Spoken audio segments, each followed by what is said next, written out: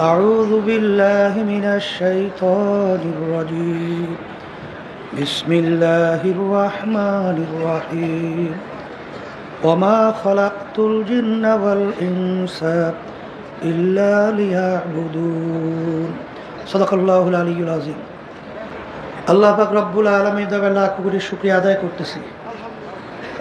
মহান রব্বুল আলামিন চরমনায় ফাল্গুন মাসের মাহফিল শেষ দিন, আজকের এই মাগরিবের পরে প্রথম বৈঠক। আল্লাহ রাব্বুল আলামিন আমাদেরকে সুস্থ সহি সালামতে রেখে দিনই মাহফিলে বেহেশতের বাগানের মধ্যে বসার, দিনই আলোচনা করার, শোনার তৌফিক দান করছেন। শুকরিয়া দান বলি আলহামদুলিল্লাহ। এই ডান পাশের হরেনে মনে হয় আওয়াজ কম হয়, ডান পাশের হরেনগুলো এগুলো লক্ষ্য রাখো। আচ্ছা, প্রায় 17 জন আমার ভাইরা, 7-8 জনের মতো তারা মাহফিলে আসছিল, কিন্তু এখান থেকে চির বিদায় হয়ে দুনিয়া থেকে চলে গেছে, আর কোনোদিন আসবে না। এমন একদিন আসবে, আল্লাহ কবুল করলে মাহফিল চলতে থাকবে, কিন্তু আমরা আর থাকবো না। চরমনাইতে আমরা আসছি কেন? প্রথম দিন উদ্বোধনী বয়ানে বলা হয়েছিল চরমনাই মাহফিলের মূল উদ্দেশ্য, লক্ষ্য হলো কি? ওখানে কি শব্দ হয় না? ডান পাশের মাইকে ওখানে যে কারে টুইনি রাখে আমার বুঝে আসে না কিছু। কত সুন্দর শব্দগুলো ছিল, ওইয়া ঘুরাইয়া ঘুরাইয়া তারপরে এই ধরনের আচরণ করিয়া ফেলে বারবার। কিসের জন্য? আল্লাহ ভালো করতে।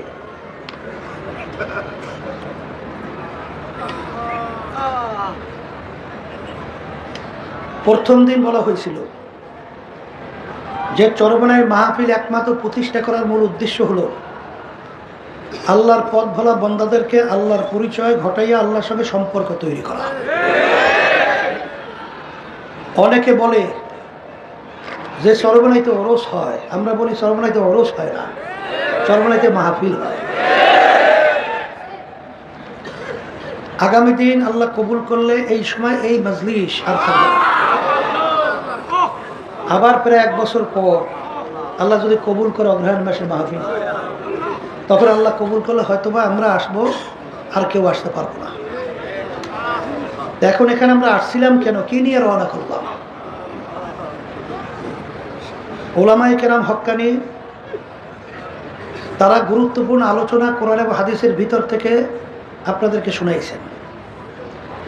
এরপরেও আজকে দেখার সময় এক আল্লাহর বান্দা বলতেছে, হুজুর আমার দিলটা এখনো পরিবর্তন আসতেছে না, মানে দিল নরম হয় না।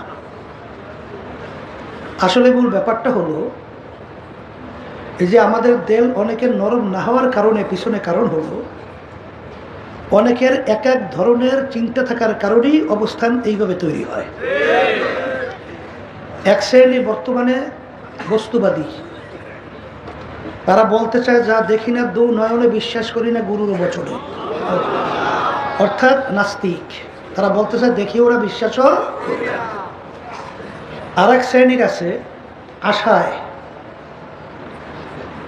আশা কি আরো বাঁচবো, আরো অমুক তমুক সমুক অনেক কিছু করব, ফাঁকে এক সময় তওবা করে নেব। বিশেষ করে যুবকদের ভিতরে এইটা বেশি হয় যে এখন সবেমাত্র তো কম বয়স, এখন তো চিত্ত বিনোদনের সময়, আনন্দ ফুর্তির সময়।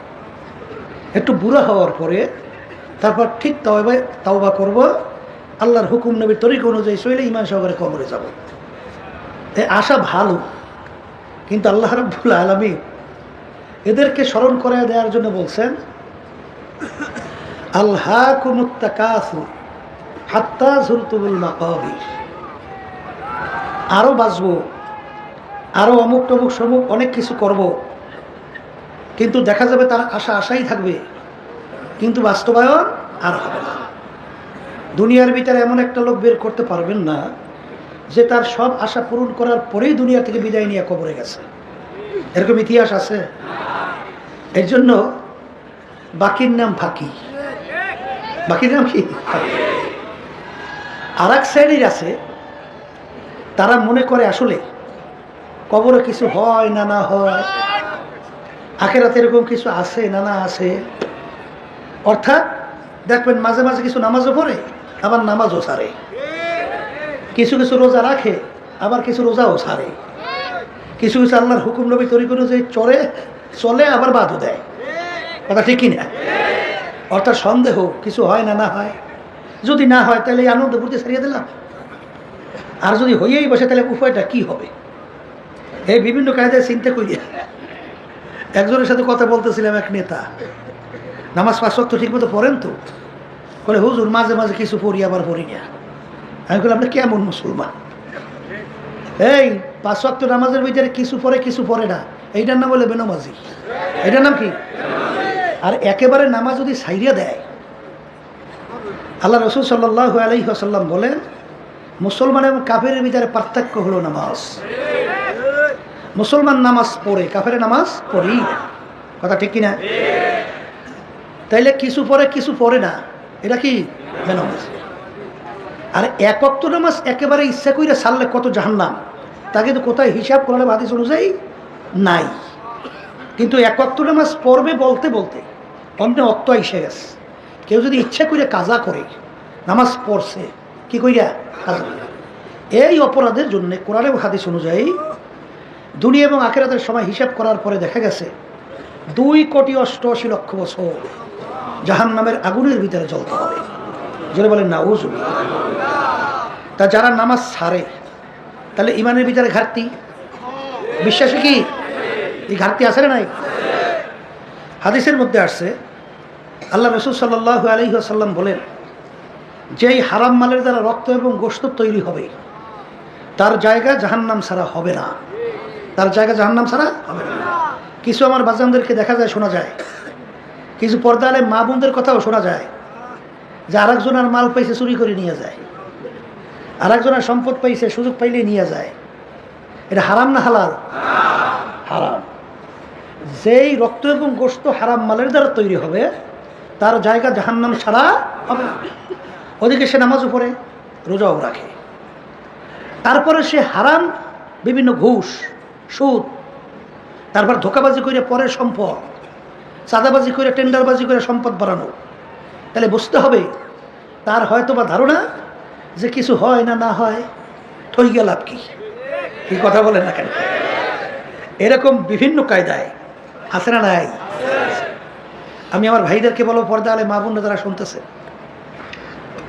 প্রথম দিনই বলছিলাম যে মাহফিল বা এই আল্লাহ রাব্বুল আলামিনের পরিচয় দিন সম্পর্কে বোঝার জন্যে আল্লাহ রাব্বুল আলামিন প্রত্যেকটা মানুষের ব্রেন দান করছেন, জাহিন দান করছেন, বুঝ শক্তি দান করছেন।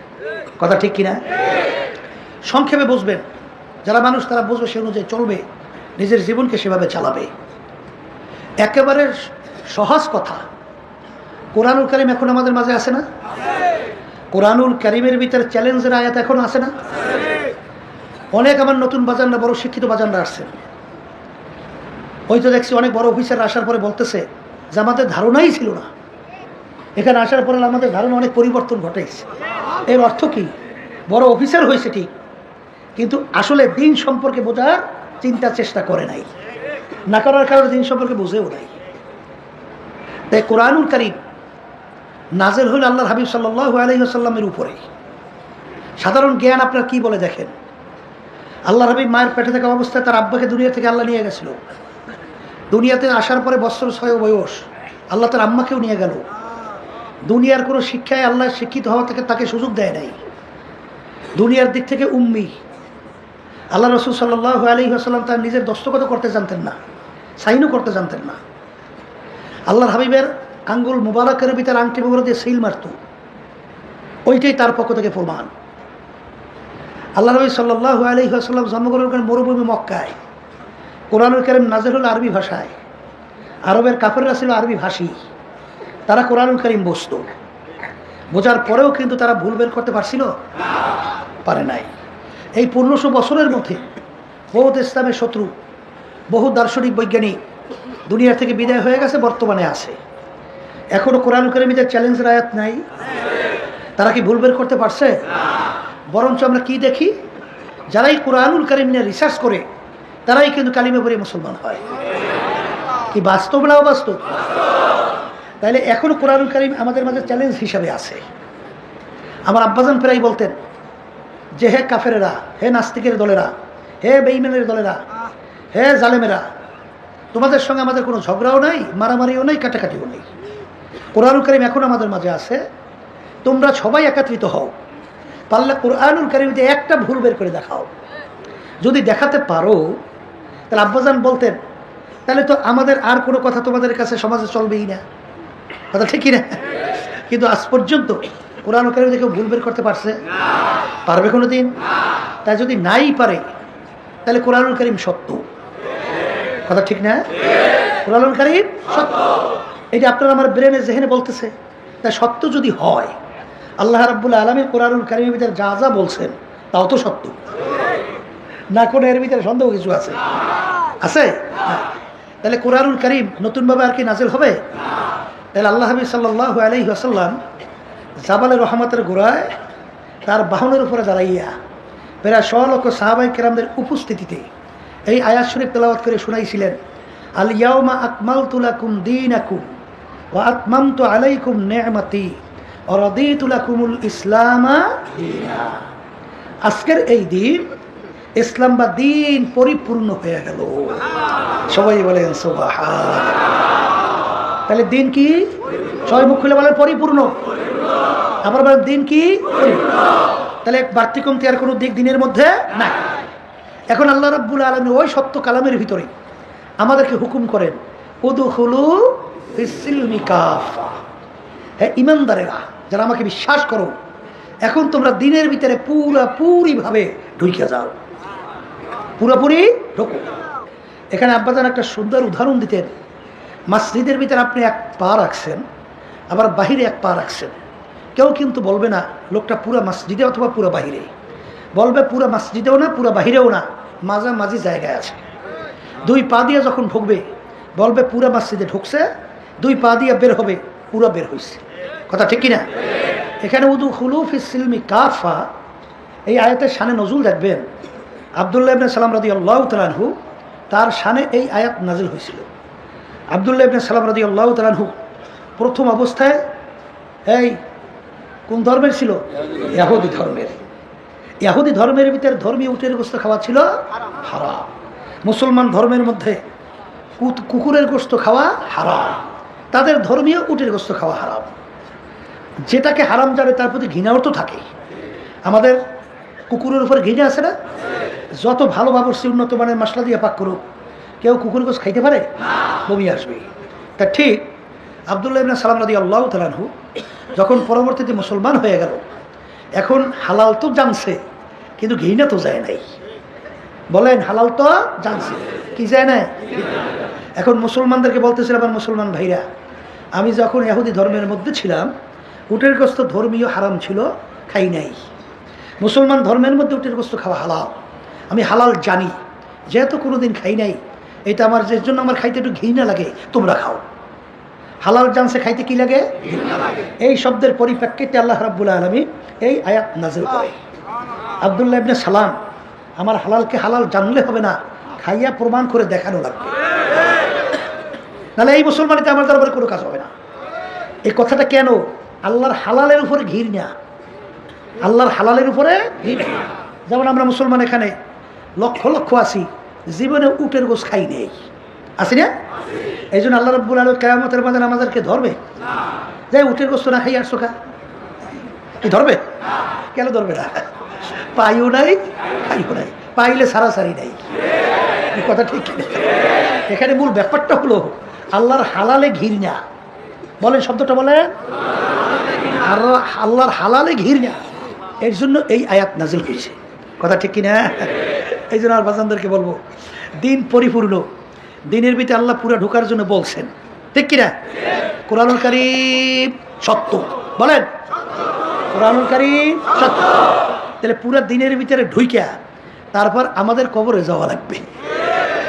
অনেকে মনে করে চলবো না, যাবো টাবো না, বলে ওখানে এত কঠিনতা, এত কঠোর, ওখানে গেলে বেকায়দার কোনো শেষাই দেন না, দাঁড়িয়ে রাখছো কিনা হাজিরা দাও, হ্যাঁ পর্দা করো কিনা বলো, হ্যাঁ সুন্দর তরিকায় চলেন কিনা বটে, কথা বলে না। এই ঠিক মতো 5 ওয়াক্ত নামাজ পড়েন কিনা? হাজির হয় না? এখন অনেকে কয় যে হুজুরা বেকায়দায় পড়ছি, জামু না বেকায়দায় পড়বো না। কথা ঠিক কিনা? আমি আমার বাচ্চাদেরকে জিজ্ঞেস করি, এই যে সর্বনাশ যে কথাগুলো বলা হয়, একই আমাদের বানানো না আল্লাহ আল্লাহ রসুলের কথা? যত কঠিন বলে না সহজ বলে, এত মানাই লাগবে। আসতে বলে সহজ বলে না কঠিন, মানাই তো লাগবে। না মানে কোনো উপায় নাই তো। তাই যেহেতু উপায় নাই, সেহেতু এখানে কোনো কঠোরতা বলতে কিছু নাই। এখানে পুরো দিন সম্পর্কে আল্লাহর কুতুব আব্বাজান রহমাতুল্লাহি আলাইহি তিনি বুঝাবার জন্য চেষ্টা করতেন আপ্রাণ। এই জন্য আব্বাজান বলতেন যে আল্লাহর কাছে দোয়া করেন, আমি দিন সম্পর্কে আল্লাহ আমাকে তৌফিক যেভাবে দেশে আপনাদেরকে বুঝাবার জন্য চেষ্টা করি, বাকি আল্লাহর ইচ্ছা। এই কথা ঠিক কিনা? এই জন্য আমার ভাইদেরকে বলবো, চরমনাইতে আসছেন, পূর্ণ দিনের ধারণা লইয়ে তো যাওয়া লাগবে। কথা ঠিক না? এই জন্য শোনেন, আল্লাহ রাব্বুল আলামিন 18,000 কম বেশি মাখলুকাত সৃষ্টি করছেন না? না করে নাই? এর ভিতরে 2টা মাখলুকাত, মানুষ এবং জিন। এই 2টা মাখলুকাত আল্লাহ কেন সৃষ্টি করছে? ওই সত্য কোরআনুল কারীমের মধ্যে আল্লাহ রাব্বুল আলামিন বলছেন যে মানুষ এবং জিন এই 2টা জাতিকে আমি সৃষ্টি করার কারণ হলো আমার ইবাদতের জন্য। সবাই বলে সুবহান। আল্লাহ আমাদেরকে সৃষ্টি করার কারণ কি বলেন? কার ইবাদত? এখন ইবাদত বোঝা লাগবে। বলেন ইবাদত একটা আরবি শব্দ। ইবাদত কি শব্দ? উর্দুতে বলে গোলামি। উর্দুতে কি? একবারে বাংলায় মুখস্থ করে বাড়ি যাওয়া লাগবে। এই বাংলায় বলা হয় মালিকের হুকুম অনুযায়ী চলা। বলেন সবাই মুখ খুলে বলেন। মালিকের হুকুম অনুযায়ী চলার নামই হলো ইবাদত।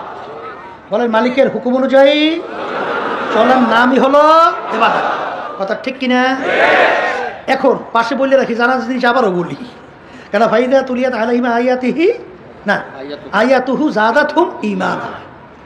আল্লাহ রাব্বুল আলামিন বলছেন জানা জিনিস আবার যদি তোমরা আলোচনা করো, তেলাওয়াত করো, এর মাধ্যমে ঈমান বাড়ে, ঈমান মজবুত হয়, পোক্ত হয়।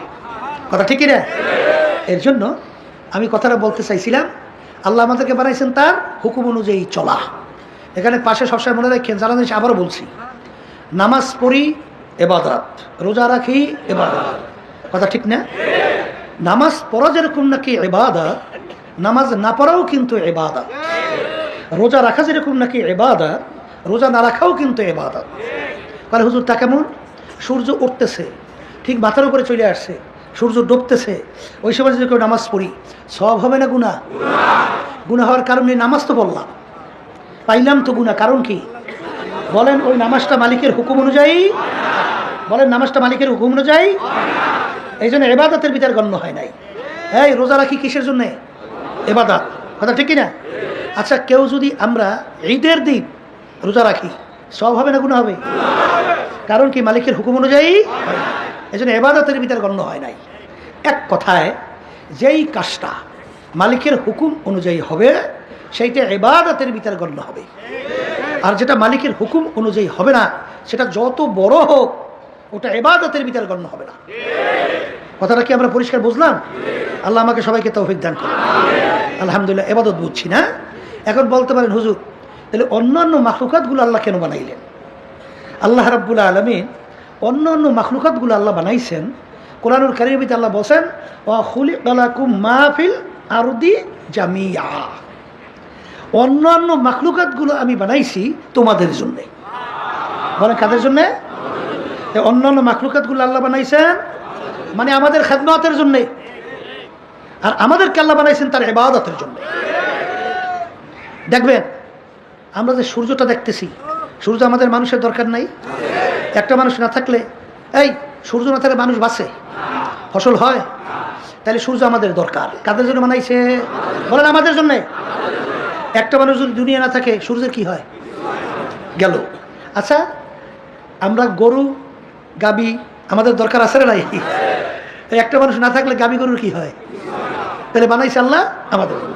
আম গাছ লাগাইছেন, এই গাছ লাগাইছেন, আমাদের লাগে না? লাগে না? যদি একটা মানুষ দুনিয়া না থাকে, গাছের কিছু হয়? মাছের কি হয়? কিন্তু মাছ আমাদের দরকার আছে না নাই? তাহলে সমস্ত মাখলুকাত আল্লাহ বানাইছেন কাদের জন্য? আর আমাদেরকে আল্লাহ বানাইছেন কেন বলেন? তার ইবাদতের জন্য। আর ইবাদত বলছি মালিকের হুকুম অনুযায়ী চলার জন্য। বলেন, এই কথাটা তো আলহামদুলিল্লাহ বুঝতে পারছি। এখন আমার ভাইদেরকে বলবো, পর্দা আলে মা বোনদেরকে বলবো, শোনেন, আল্লাহ রাব্বুল আলামিনের হুকুম আমাদের প্রত্যেকটা মানুষের ব্যক্তিগত জীবনে আছে না? আসতে কয়তো? পারিবারিক জীবনে, সামাজিক, কামাই খরচে, আচ্ছা, এরপরে সামাজিক জীবনে তো আছে, রাজনৈতিক জীবনেও আছে, আন্তর্জাতিক জীবনেও আছে, সূরা সিরাতে আছে। বর্তমানে কিন্তু ঝামেলা আছে। এক শ্রেণী বর্তমানে বের হইছে, এরা বলতে চায় মেয়েদের বা পোশাকাদের কোনো রেস্ট্রিকশন নাই। সবাই তো নাউজুবিল্লাহ কন। অর্থাৎ পোশাকাদির ব্যাপারে কোনো গুরুত্ব, এটা কোনো প্রয়োজন, অত কিছু নাই। সবাই জোরে বলেন নাউজুবিল্লাহ। এইটা কেউ যদি যাই না সই না বই যা বলে, ইমান থাকবে? হ্যাঁ, তাহলে হুজুর কেমনে থাকবে না? দেখেন, লেবাসের ব্যাপারে আল্লাহ রাব্বুল আলামিন পোশাকাদির ব্যাপারে কোরআনুল কারীমে সত্য কালামে কি বলছেন?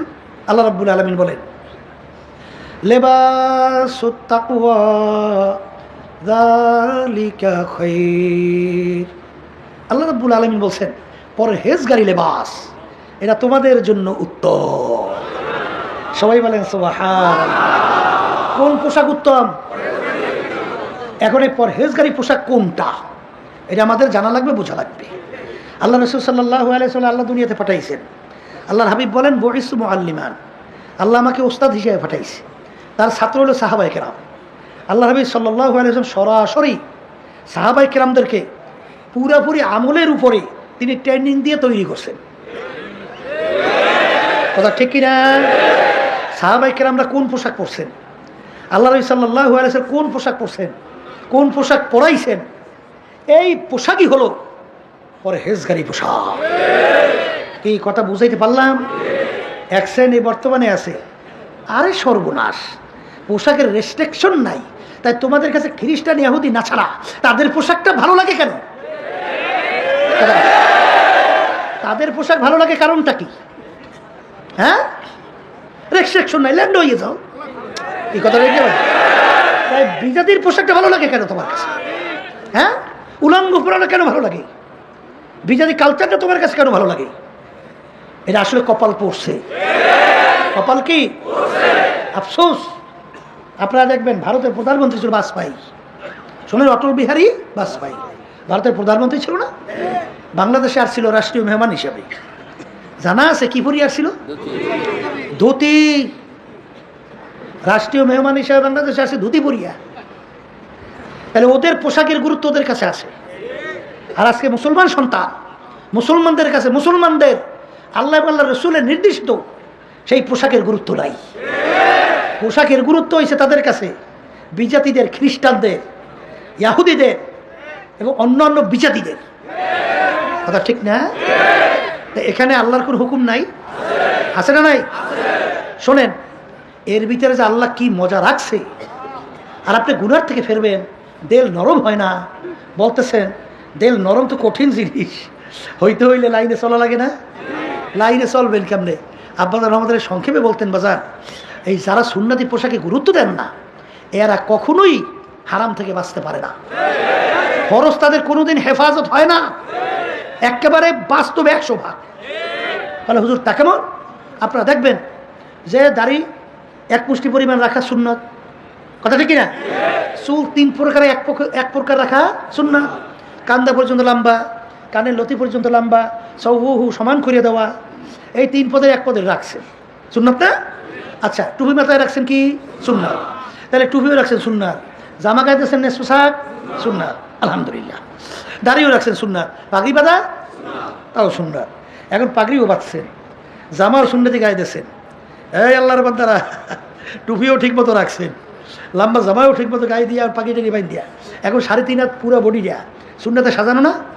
আচ্ছা, এই সুরাতের মধ্যে পাগড়ি টাগি বাইন দিয়া, লম্বা জামা গায়ে দিয়া, দাড়ি সুন্নতি রাইখা সিনেমা হলের ভিতরে ঢুকে সিনেমা দেখতে পারবেন কেনা কেনা?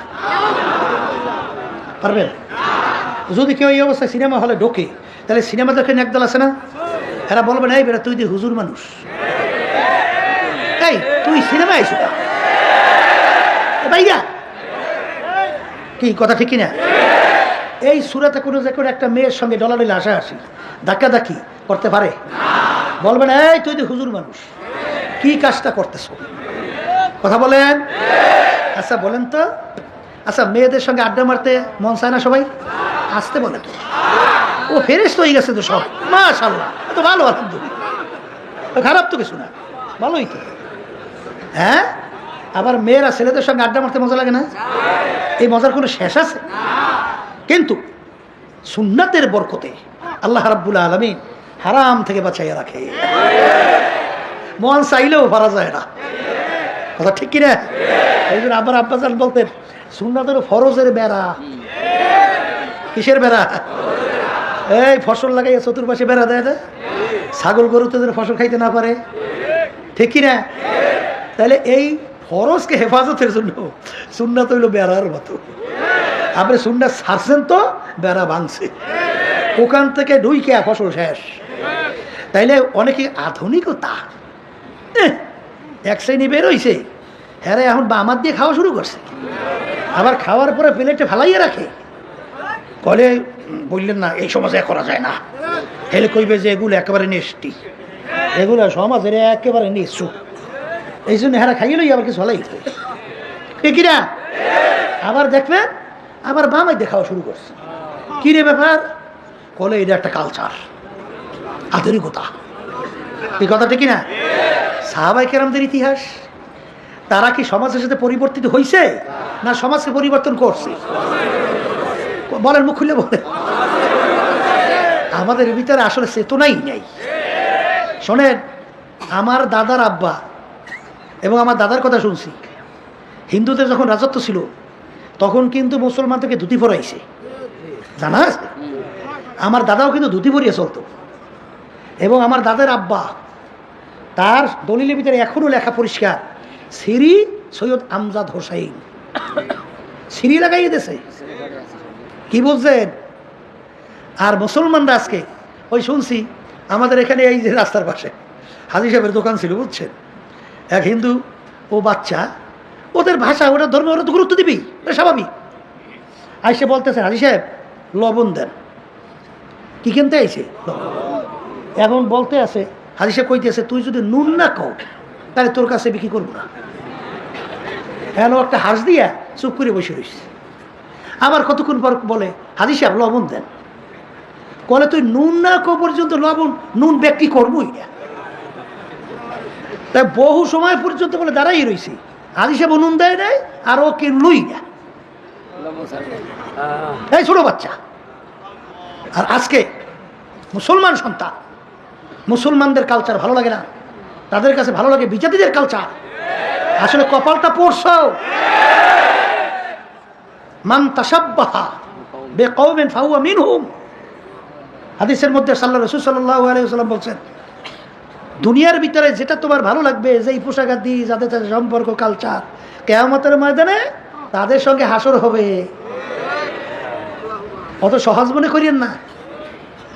এখন হারাম থেকে বাঁচা লাগবে, আসতে বলে হারাম থেকে বাঁচতে হইলে তো সুন্নতি পোশাক লাগবে। অনেকে কিন্তু বলতেছে হুজুর হুজুর ফরজ ওয়াজিব পালন করলেই তো হয়, বর্তমানে ফতুয়ার অভাব নাই, একদল বাইরে সে ফরজ ওয়াজিব মানলেই তো হয়, অজাইয়ে দেবে ফরজও নাই ওয়াজিবও নাই। ও আমরা খবর নিয়ে দেখছি নাই, আসলে কিছু নাই, ওসব ধোকাবাজি, কথা বলছেন নাই? আসলে আমলকে উঠাই দেওয়ার জন্য বিভিন্ন ষড়যন্ত্র, ঠিক না? এই সুন্নাতি আমল করা লাগে না? এই হুকুমটা কার? আল্লাহর হুকুম না? কোরআন কারিমে আল্লাহ কি বলেন? কুল ইন কুনতুম তুহিব্বুনাল্লাহ ফাত্তাবিউনি ইউহিব্বুকুমুল্লাহ।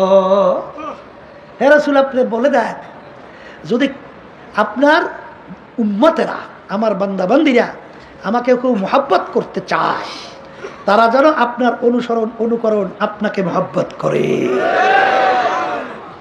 সবাই বলি সুবহানাল্লাহ। এই হুকুমটা কার? তাহলে আল্লাহর মহব্বত পাইতে হইলে আল্লাহ রাসূল সাল্লাল্লাহু আলাইহি ওয়াসাল্লামকে বাইপাস কইরা পাওয়া যায় না। মুখ খুলে বলেন পাওয়া যায় না। তাহলে কোরআন কারীম আয়াত উল্টা হয়। অনেকের কষ্ট লাগে, শুনতে ভালো লাগে না, কিন্তু কোরআনুল কারিমে হাদিস বলি কিনা এইটা শুনবেন, আর মনে মনে আফসোস করেন, আল্লাহর কাছে দোয়া করতে থাকেন, মালিক দয়া করিয়া আপনার মহব্বত, আপনার হাবিবের মহব্বত, আপনার যে সুন্নাত, আপনার যে পদ্ধতি তরিকা আমাদের অন্তরে ঢুকাই দেন মহব্বত। এই কথা ঠিক কিনা? আল্লাহ তৌফিক না দিলে পারা সম্ভব? তাহলে বোঝা গেল, অনেকে মনে করে দেখবেন কথা বললে আসছে যখন বইলে ফেলাই, অনেকে কিন্তু আল্লাহ হাবিব সাল্লাল্লাহু আলাইহি ওয়াসাল্লামকে মহব্বতের পরিচয় দেয়, আল্লাহ নবীর নাম শুনলে চুমা দেয়, মহব্বতে কি দেয়? অনেকে আবার বুক থাবড়ায়, আছে না নাই? অনেকে আবার আল্লাহ রাসূল সাল্লাল্লাহু আলাইহি ওয়াসাল্লামের নাম শুনলে ছুরি লইয়া বুকে কোফায় পোষায়, রক্তবাড়ি করে, মহব্বতে অস্থির। আবার এক শ্রেণী দেখবেন আল্লাহ নবী সাল্লাল্লাহু আলাইহি ওয়াসাল্লামের যখন প্রতি দুরূদ শরীফ তেলাওয়াত করা হয়, এই মিলাদ পড়া হয়, মিলাদ আলোচনা করা হয়, তখন দেখবে লাফিয়ে দাঁড়াইয়া যায়। যদি কেউ না দাঁড়ায় মনে হয় যেন এমন ক্ষিপ্ত হয়, মনে হয় যেন ওরা মুসলমানই না। কি কথা ঠিক কিনা? আমি আমার ভাইদেরকে বলবো, শোনেন, এখানে কিন্তু একটা বিষয় মনে রাখা লাগবে। আব্বাস রহমাতুল্লাহি আলাইহি তার হিকমত, এর ভিতরে আল্লাহ বরকত দেয়, পরিষ্কার দেখছি। আমাদের এই তরিকার মুরব্বী হাজী ইমদাদুল্লাহ মহাজের বক্কি রহমতুল্লাহি আলাই, আর তার সাগরেদ আসলেন কেরা রশিদ আহমদ গাঙ্গী রহমতুল্লাহি আলাই, হাকিমুল উদ্দিন আশরাফ আলী থানভী রহমতুল্লাহি আলাই, তার সাগরেদা মজলিসের ভিতরে যখন দুরূদ শরীফ তেলাওয়াত হইতো, তখন হাজী সাহেব রহমতুল্লাহি আলাই তিনি দাঁড়াইতেন, আমাদের মুরব্বী। আর ওই মজলিসের মধ্যে সেখানে গাঙ্গী রহমতুল্লাহি আলাই, আশরাফ আলী হাকিমুল উম্মত থানভী রহমতুল্লাহি আলাই তারা বসা থাকতো, তারা দাঁড়াইতো না। হুজুর বলতেন, বাজার তোমরা যে অবস্থায় আছো তোমরা ঠিক আছো, আবার আমি যে হালাতের মধ্যে আছি আমি ঠিক আছি। কথা ঠিক না ভাই? ঠিক। বাস, এটা কোনো ফরজও না, ওয়াজিবও না, সুন্নাতও না। কথা ঠিক কিনা? হ্যাঁ, কেউ যদি এটাকে ফরজ, ওয়াজিব, সুন্নাত মনে না কইয়া এমনি তার হইস, এইটা নিয়ে কেউ ঝগড়া করবেন না।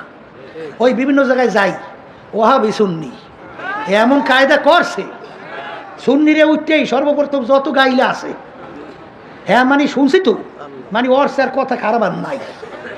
আবার হেরা সুন্নিরে উঠিয়া হ্যাঁ 14 গোষ্ঠী বারবার পাড়ায় বাড়ি করে, মানে জাহান্নামে পাড়ায় আলাদা। কথা ঠিক কিনা? মানে এক গ্রুপ আর এক গ্রুপের ধারেই যায় না। আব্বাস রহমতুল্লাহি আলাইহির কৌশলটা ছিল কি? ইসহাক সাহেব রহমতুল্লাহ দাদাদের কৌশলটা ছিল কি? তিনি দিনের উপরে স্বাভাবিক আলোচনা করিয়ে যাইতেন। আলহামদুলিল্লাহ এখন দেখা যায় ওই ওহাবি আর সুন্নি কোনো পার্থক্য তো নাই। কোরআনুল কারীম কি ওহাবির ভিন্ন আর সুন্নির ভিন্ন? আসতে কয় কোনো ভিন্ন টুন্য কিছু আছে? তাহলে তো ভিন্ন না থাকে। সেখানে শরীয়তের মধ্যে যেটা যে অবস্থায় রাখছে আল্লাহ রাব্বুল আলামিন, ওটাকে ওই অবস্থায় রাখা, আল্লাহ রাসূল সাল্লাল্লাহু আলাইহি ওয়াসাল্লাম ওইটা ওই অবস্থায় রাখা। এক কথায় ফরজকে বলেন ফরজের জায়গায়, বলেন ফরজকে, বলেন ওয়াজিবকে ওয়াজিবের জায়গায়, সুন্নাতকে সুন্নাতের জায়গায়, হারামকে হারামের জায়গায়, এই মাকরু তাহরিমাকে মাকরু তাহরিমের জায়গায়, মাকরু তানজিকে মাকরু তানজির জায়গায়। যদি কেউ সুন্নাতকে ফরজের গুরুত্ব দেন আর ফরজ নিয়ে যান সুন্নাতের গুরুত্বে, গুলু ফিদ্দিন, এটা কি বলেন? দিনের ভিতরে বাড়াবাড়ি, এটা সম্পূর্ণ হারাম। সম্পূর্ণ কি?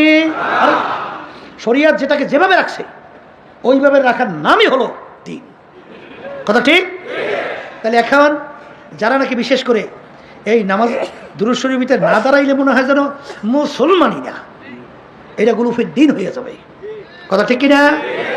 আমি আমার ভাইদেরকে বলবো, শোনেন, এমনি যদি কেউ দাঁড়ায় উনি ফিতনা করবেন না, কারণ আল ফিতনা তো আসাদ্দু মিনাল কতল। ফিতনা কিন্তু কতলের চেয়েও মারাত্মক। উম্মতদের ভিতরে ডিভাইডেড তৈরি করা খুব লক্ষ্য রাখবেন। এই জন্য আল্লাহ রাব্বুল আলামিন আমাদেরকে শিক্ষা দিয়েছেন, উদউ ইলা সাবিলি রাব্বিকা বিল হিকমাতি ওয়াল মাউইযাতিল হাসানা। কথা ঠিক কিনা? এই বিষয়গুলো লক্ষ্য রাখতে হবে। আমার আব্বাজান রহমতুল্লাহি আলাই তিনি যখন আলোচনা করতেন দেখতাম আব্বাজান বলতেন, হে বিএনপির বাবারা, হে আওয়ামী লীগের বাবারা, হে জাতীয় পার্টির বাবারা, হে কমিউনিস্টের বাবারা, শব্দ কি মনে আছে? কি মনে আছে? বাবারা, তোমরা যে পথে চলতেছো, তোমরা যেটা করতেছো, বাবা এটা কোরআন হাদিসের রাস্তা না। বাবা তোমরা আমাদের উপর কেউ রাগ করিও না, বাবা বোঝার চেষ্টা করো। আর উঠতেই যদি বোঝেন নাই কি কথা, এ খবিসের দলেরা, এ বদমাইশের দলেরা, এ শয়তানের দলেরা, তোমার কথা শুনবে তো দূরের কথা, ও আগে ওখান থেকে ভাগবে। তাহলে তোমার থেকে ভাগলে তুমি আর পাবা কই? দাওয়াত দেবা কারে? কি কথা ঠিক কিনা? এই জন্য দাওয়াতের কিন্তু একটা পদ্ধতি আছে, হেকমা মাওয়াজাতুল হাসানা, উত্তম সুন্দর কথার মাধ্যমে দাওয়াতের পদ্ধতি করতে হবে। কথা ঠিক না বেটি? এই বিষয়গুলো লক্ষ্য রাখা। যে এই কথাগুলো বলতেছিলাম, কি বলতেছিলাম না, যে এই যে যারা নাকি দাঁড় হয়, এটাকে ফরজ ওয়াজিব সুন্নাত মনে না কইয়া ঝগড়া করবেন না। আর কেউ যদি মনে করে দাঁড় হতেই হবে, এখানে একটা কথা মনে রেখেন, আমার বাজানদেরকে বলবো, ইমানের পরে সর্বপ্রথম গুরুত্বপূর্ণ আমলের নাম হলো নামাজ। নামাজের ভিতরে মূলত 4টা কাজ: দাঁড়ানো, রুকু, সেজদা, বসা। কথা ঠিক কিনা? এই 4টা কাজ করে না? এই 4 কাজের ভিতরে দুরূদ শরীফ আছে না? আচ্ছা, দাঁড়ানো অবস্থায় কেউ পড়ছেন? রুকু অবস্থায় পড়ছেন? সেজদা অবস্থায় পড়ছেন? দুরূদ শরীফ পড়েন নাই? কোন সময় পড়ছেন? বসা অবস্থায়। বসা অবস্থায় আল্লাহর হাবিবের নাম আসে নাই? তখন দাঁড়াইছেন। তা যদি একেবারে দুরূদ শরীফ আল্লাহর হাবিবের নাম আসে, দাঁড়াইতেই হয়, ওই সময় দাঁড়ান না কেন? যদি দাঁড়াইতেই হয় তাহলে ওই সময় তো দাঁড়ানো উচিত। কিন্তু দাঁড়ান যায়, নামাজ হয়, তাহলে বুঝা গেল যে দেখেন এইটাকে ওইভাবে গুরুত্ব ওইভাবে দেওয়া, এটা কিন্তু খেয়াল রাখা। কথা ঠিক না? এই জন্য আমার ভাইদেরকে বলবো, পর্দা আলে মা বোনরা যারা শুনতেছে, কি পোশাকাদির ব্যাপারে কোনো গুরুত্ব আছে না নাই? এই জন্য ওখানে আছে না নাই? হারাম থেকে বাঁচা লাগবে, বাস্তবে সুন্নাত লাগবে। এখন আল্লাহর হাবিবের মোহাব্বতে গত খালি বুক থাপড়ানো, সুমা দেওয়া, লাফাইয়ে দাঁড়ানো। আল্লাহ রাসূল সাল্লাল্লাহু আলাইহি ওয়াসাল্লাম বলতেছেন, মান আহাব্বা সুন্নাতি ফাকাদ আহাব্বানি। যারা আমার সুন্নাতকে মোহাব্বত করলা, অনুকরণ করলা, গোয়াকে, তারা আমি আল্লাহ রবি বলেন আমাকেই তোমরা মোহাব্বত করলা। তাহলে আল্লাহর হাবিবের মোহাব্বতের পরিচয় কি? বলে আল্লাহর হাবিবের সুন্নতের মোহাব্বত। বলেন, মুখ খুলে বলেন। তাহলে আল্লাহ রসুলের মোহাব্বত তাইলে পাওয়া যায়। কথা ঠিকই না? এখন আল্লাহর হাবিবের মোহাব্বত আসলে সুন্নতের মোহাব্বত, আল্লাহ হাবিবের মোহাব্বত পাওয়া গেল। এখন আল্লাহ হাবিব যদি মোহাব্বত করা যায়, কি হয়? আল্লাহ রসুল সাল্লাল্লাহু আলাইহি ওয়াসাল্লাম বলেন, কানা মাইয়া ফিল জান্নাহ। যে আমার সুন্নতের মোহাব্বতে, যে আমার অনুকরণ করবে, সে আমাকে মোহাব্বত করা হলো। আর মোহাব্বত করার অর্থই হলো সে আমার সঙ্গে একসঙ্গে বেহেশতে ঢুকবে। সুবহানাল্লাহ। তাহলে এখন সুন্নাত কি লাগে? একটু আসতে কর। লাগে লাগে লাগে না? আর শশা মনে রেখে যাবিদের সুন্নাত নাই, চ্যালেঞ্জ করে বললাম, ওদের ভিতরে ফরজ ওয়াজিব নাই, নাই, হতে পারে না, অবাস্তব। এই জন্য সুন্নাত কি লাগবে। এখন আমার ভাইদেরকে বলবো, অনেকের তো কষ্ট লাগতে আছে, হুজুর সবাই মাত্র নতুন আইসি, এই আস্তে আস্তে ফেরবো। আরে কিন্তু আমি বলি, শোনেন, যারা দাড়ি কামান, এটার ভিতরে একটা মজা আছে। দাড়ি কানার মধ্যে আস্তে কয় মজা নাই, বুঝি কি মজা নাই? আচ্ছা, এই যারা নাকি আলফেট চুল বিভিন্ন কায়দায় রাখেন, এর ভিতরে একটা মজা আছে। কি আছে রে? এই যারা full pant, half shirt, full shirt, হাউই শার্ট এবং আরো ফ্রান্স কাট, বিভিন্ন কায়দায় আছে না? এই যে বিভিন্ন কায়দায় যারা নাকি চলেন, এর মধ্যেও কিন্তু একটা মজা আছে। এর মধ্যে কি আছে? মজা পাইছেন। আবার কিন্তু বাজার সুন্নতি দাড়ি রাখার মধ্যেও মজা আছে। আমার মা বোনরা পর্দা অনুযায়ী চলে, ওর ভিতরেও কিন্তু মজা আছে। মাথায় কাপড় দিয়ে চলে, অন্য পুরুষ থেকে মাথার চুল ঢেকে রাখে, এর মধ্যেও কিন্তু একটা মজা আছে। কথা বলেন না কেন? তাইলে বোঝা গেল দাড়ি রাখার মধ্যেও মজা, না রাখার মধ্যেও, লম্বা জামা গায়ে দেওয়ার মধ্যেও মজা, না দেওয়ার মধ্যেও মজা। কথা ঠিক? চুল লম্বা রাখার মধ্যেও মজা, না রাখার মধ্যেও মজা। এখন কথা হলো, মজা দুটোটাই আছে। যদি মজা না থাকতো, আমরা দাড়ি রাখলাম কেমনে? এই যদি আপনারা বলেন যে হুজুর 1 কোটি টাকা দেবো, দাড়ি রেখে আমি ফেলাম, নাউজুবিল্লাহ, পারবো? তাহলে মজা না থাকলে রাখলাম কেমনে? আছে? বলে হুজুর টুপি ফেলাইয়া এটা রাস্তায় হাঁটাহাঁটি করেন, পারবো? দেখেন এর মধ্যে একটা মজা আছে না নাই? আচ্ছা, এরপরে দেখে হুজুর আমি লম্বা জামার গায়ে বাদ দিয়া একটু ফুল প্যান্ট পরে টরিয়া একটু রাস্তায় হাঁটে, দেন হাসতে আছে, দেখেন অবস্থাটা, পারবো? হ্যাঁ, পারবো না কেন? হ্যাঁ, তাহলে লম্বা জামা গায়ে দেওয়া হাঁটার মধ্যে একটা কি আছে?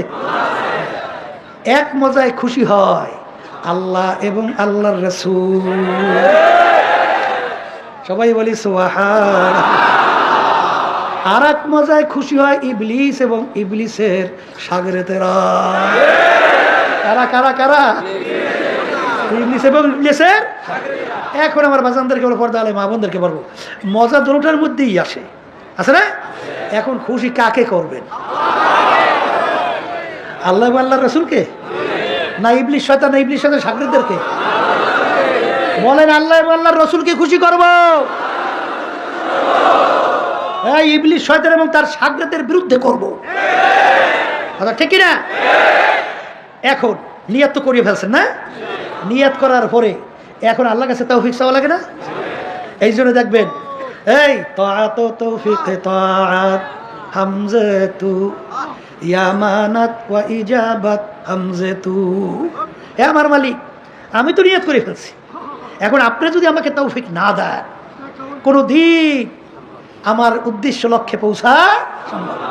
এই জন্য আল্লাহ রসুল বলতেন, সফর দাম্বা তুমা আয়েখ শেরা তুদানি হিসাবে কামবে শেরা।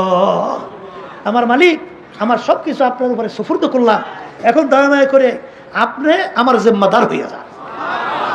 কি কথা ঠিক না?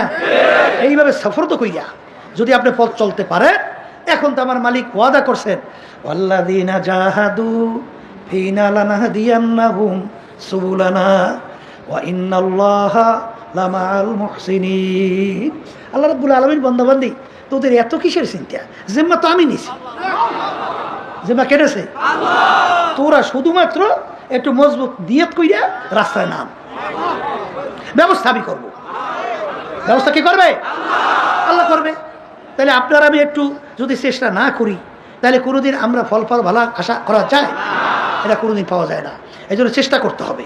কারণ আল্লাহ রাব্বুল আলামিন বলছেন যে তোমাদেরকে পরীক্ষার হলে পাঠাইছি পরীক্ষা নেওয়ার জন্য, লিয়াবলুয়াকুম আইয়ুকুম আহসানু আমালা। তা পরীক্ষার হলে পরীক্ষা নেওয়ার জন্য পাঠাইছে যে কেরা আমার হুকুম অনুযায়ী ভালো কাজ করো আর কেরা বিরুদ্ধাচারণ করো। এইটা পরীক্ষার জন্য স্বাধীনতা দান করছি, কথা ঠিক কিনা? এই জন্য আমার বাজানদেরকে বলবো, এখন যারা এখানে আসছেন, যারা এখনও ঠিক নিয়াত করতে পারেন নাই যে পুরোপুরি দিনের মধ্যে চলবো, আল্লাহর হুকুম নবীর তরিকা অনুযায়ী চলবো, বিশেষ করে সেই বাজানদেরকে, সেই পর্দা আলে মা বোনদেরকে বলবো, বাকির নাম কিন্তু ফাঁকি। আবার বলেন, বাকির নাম কিন্তু এই আশায় থাকা যাবেই না। নিঃশ্বাসের বিশ্বাস কিন্তু না, এই সেকেন্ডের কোনো ভরসা কিন্তু না। যখন আল্লাহ নিয়েই আসছে, দিলটা একটু নরম না? আসতে কয় দিলটা যেহেতু আল্লাহ নরম করছে, অনেক নতুন বাজাররা দেখা যাচ্ছে হুজুর আসার পরে হুজুর আল্লাহর রহমতে অনেক পরিবর্তন আল্লাহ দান করতেছে। তাহলে দেল কি হইতে আছে? পরিবর্তন হয়েছে। এই সুযোগের মধ্যে যদি ফসল লাগানো যায়, তাহলে আল্লাহর রহমতে ফসল ভালো ফল দেবে। নিয়ত করতে অসুবিধা কি? অনেকে আবার মনে করে হুজুর আসলে তাওবা করবো, কিন্তু হুজুর ঠিক যদি না রাখতে পারি, এটাও কিন্তু শয়তানের ধোঁকা। এটা কার ধোঁকা? এটাও কিন্তু শয়তানের ধোঁকা। কারণ আপনি এখন নিয়াত করিয়ে তাওবা করবেন, ঠিক না? তারপরে যদি ধরে নেন আপনার ইচ্ছার বাইরে 100 বার তাওবা যদি ভঙ্গ হয়, তারপরে কি তাওবার দরজা বন্ধ না দরজা খোলা আছে? আসতে বলে কি খোলা আছে না নাই? তওবা করি ভাঙ্গে, তওবা করি ভাঙ্গে, কিন্তু নৈরাশ হওয়া যাবে না। তাই যখন মালিক নিয়েই আসছেন, তওবাটা করিয়েই ফেলাই। আসতে কয় নিয়াতটা করিয়েই ফেলাই। আল্লাহ আপনি কবুল করেন যে মালিক পুরাপুরি দিনের ভিতরে ঢোকার নিয়াত করে ফেললাম। আল্লাহুম্মা আমিন। আল্লাহ পুরাপুরি সুন্নাত তরিকায় চলার নিয়াত করে ফেললাম। আল্লাহ আপনি তৌফিক দান করে। এই নিয়াত করার পরে যদি আল্লাহর রহমতে আপনি চলতে থাকেন, তখন দেখবেন আল্লাহ রাব্বুল আলামিনের রহমত দয়া আপনার আমার জন্য বেধড়কভাবে আসতে থাকবে, যেটা আপনার আমি চিন্তাও করতে পারবো না। যেমন আমার দাদাজানের কথা শুনছিলাম, আব্বাজান রহমাতুল্লাহি আলাইহি বলছিলেন, দাদুকে একদিন জিজ্ঞাসা করছিল আমার দাদু, আল্লাহু আকবার, যে তুমি অনেক রাত্র পর্যন্ত সজাগ থাকো, তলেবে ইলমদেরকে খাওয়াইলে ঘুমাইতে পারো, অনেক সময় রাত্র হয়ে যায়, তখন গভীর রাত্রে ঘুমাও, তখন তো তোমার 2-1 দিন হয়তোবা ফজরের নামাজ কাজা হওয়ার কথা, অনেক গভীর রাত্রে ঘুমাও, তাহলে তো ফজরের নামাজ কাজা হওয়ার কথা, তাহলে তোমার কি 2-1 দিন ফজর নামাজ কাজা হয়? দাদু বলতেছিলেন যে আল্লাহর রহমতে, আল্লাহর খাস মেহেরবানিতে আমার ফজরের নামাজ কাজা হয় না। কেমনে ওঠো তুমি? বলতেছে আমি তো ঘুমাইয়ে থাকি, কিন্তু যখন ফজরের সময় হয়ে যায়, কে জানি আইসা আমাকে ডাইকা উঠাইয়া দিয়া যায়, কে জানি আইসা আমাকে ডাইকা উঠাইয়া দিয়া যায়। ওয়া ইয়াতাওয়াক্কাল আলাল্লাহি ফাহুয়া হাসবুহু মাল্লাহুল মাওলা আলাহুল এ আল্লাহর বান্দা বান্দিরা, আমার মালিক বলছে জিম্মাদার হবে। তা আপনার আমি নিয়ত করতে কোনো অসুবিধা আছে? হ্যাঁ, তাই যেহেতু অসুবিধা নাই, এখন ব্যক্তিগত জীবন, পারিবারিক জীবন কার হুকুম অনুযায়ী চালানো লাগবে। এখনো চরমনায় মুজাহিদ ভাই বাজানরা আছে, আলহামদুলিল্লাহ চেষ্টা করে কিছু সন্তান আমাদের সামনে নিয়ে আসে, তখন তার চেহারার দিকে তাকাই, আসলে ওর ভিতরে দিনের কোনো ছাপ নাই। সে তো অনেক পুরান মুজাহিদ, কিন্তু সন্তানদের ভিতরে এখনো দিনদারি আসে নাই। তো এখানে আপনার দায়িত্ব নাই বাজান? আসতে কর না, আপনারও দায়িত্ব নাই? আছে আছে। আবার দেখবেন, আজকে বাসায় শুনতেছিলাম যে আমার বোনরা বলতেছিল, বোন যে অনেক এই ছোট ছোট বাচ্চারা আইছে মাহফিলে, মানে বাপের একটা চাহিদা যে দেখি বাচ্চারা এই দিনী মজলিসে নিয়ে যাওয়ার পরে আল্লাহ যদি একবার দিনের বুঝ ঢুকাইয়া দেয় তাহলে তো আলহামদুলিল্লাহ আমরা কামিয়াব। এই জন্য বাচ্চাদেরকে কষ্ট করিয়া তারপর নিয়ে আসছে এই দিনী মজলিসে এই ঢুকাবার জন্য দিনের বুঝ। আর এক শ্রেণীর আছে বলা মানে পয়সা যাদের থাকে, ওরা একটু আনন্দ ফুর্তি একটু উল্লাস করে, চিত্ত বিনোদন করে, ঠিক মতো তাদের কিন্তু তে আছে। ওই যে আব্বাজারের কাছে দোয়া চাইছিল, হুজুর আমার সন্তানের জন্য দোয়া করেন, ইঞ্জিনিয়ার হয়েছে। কি হয়েছে? ইঞ্জিনিয়ার। আব্বাজান মাশাআল্লাহ, আপনার ছেলে ইঞ্জিনিয়ার হয়েছে, ভালো হয়েছে। তা আপনার ছেলে কি নামাজ পড়ে? বলে হুজুর ছোট তো, হুজুর বড় হইলে পড়বে। ইঞ্জিনিয়ার হয়েছে এখনো কি ছোট, তাইলে বড় হইবে কবে আর পড়বে কবে? বলে মরিয়া কবরে গেলে, এর আগে বড় আর সুরাত নাই, ঠিক কিনা? হ্যাঁ, এখানে আল্লাহর হুকুম নাই? আল্লাহ কি বলছেন? ও আনফুসাকুম ওয়া আহলিকুম নারা, নিজে জাহান্নামের আগুন থেকে বাঁচো, আহাল পরিবার পরিজনদেরকে জাহান্নামের আগুন থেকে বাঁচাও। দেখছি আমার আব্বাজান রহমতুল্লাহি আলাই কিভাবে সন্তানদেরকে নামাজ পড়াবার জন্যে, সন্তান তো অনেক সময় রাগ হইয়া যায়, মুরব্বীরা আমাদের ওস্তাদদেরকে দেখছি কিভাবে একটা সন্তানকে, একটা ছাত্রকে আমলি বানানো যায়। কিন্তু বর্তমান যুগ অনেকে কিন্তু চাকরি মনে করে, এখন খেদমত মনে করে না। আমার আয়ত্তে একটা ছাত্র, এই ছাত্র যদি আজকে নায়েবে রসুল না হয়, আমলদারি উঠেই না দিতে পারি, এটা তো আমার জন্য বদনসিব। আর আগের যে ওস্তাদদেরকে দেখতাম পাগলের মতো কিভাবে একটা ছাত্রকে আমলে উঠানো যায়, একবার যদি আল্লাহর মধ্যে স্টার্ট হয়ে যায় যথেষ্ট, আলহামদুলিল্লাহ। কি কথা ঠিক কিনা? সেখানে আপনার চেষ্টা লাগবে না? এখন অনেকে কিন্তু আবার চেষ্টা করে সব ইংরেজি বাংলা বেফরদা, আবার ইংলিশ মিডিয়াম হ্যাঁ পড়ায়, আর গৌরব করে কি বলে আমার সন্তান ইংলিশ মিডিয়ামে পড়ে। বেশ ভালো কথা, আপনার ছেলে ইংলিশ মিডিয়ামে পড়ে, নামাজ পড়ে? তা তো পড়ে না। শুধু নামাজ, বর্তমানে ইংলিশ মিডিয়ামের কথা শুনছি, সেখানে পরিবেশ নাকি জোড়ায় জোড়ায় বসায়, জোড়া বসে, বুঝেন নাই? মহিলা পুরুষ মহিলা পুরুষ মহিলা পুরুষ, এই হয়েছে জোড়া।